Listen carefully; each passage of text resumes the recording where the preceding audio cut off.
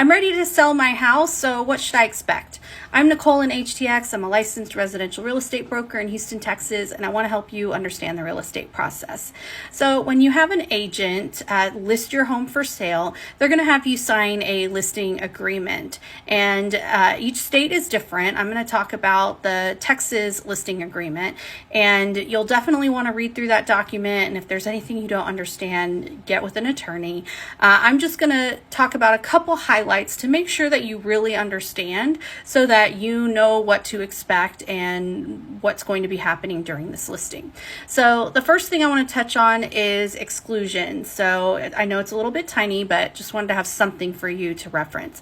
So the exclusions is where you're going to talk about any of the real property that you plan to take with you. So we talked about real property versus non-realty items. So if you want to take your TV and the TV mount, you need to exclude that mount. If you want to take any security cameras that are attached to the walls, you'll want to exclude that. So make sure you understand what should be excluded, because anything that should be part of the real property that you don't exclude has to stay when you come to close on the home.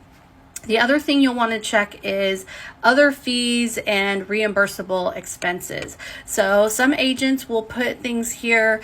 If you were to terminate this agreement before it expires, they may request that you reimburse them for photography, for any marketing costs. Some might say, 1% of the list price is something that you'll owe them if you were to terminate this before it expires, or any other reason. So if you see a dollar amount or something in that section there, make sure you understand it.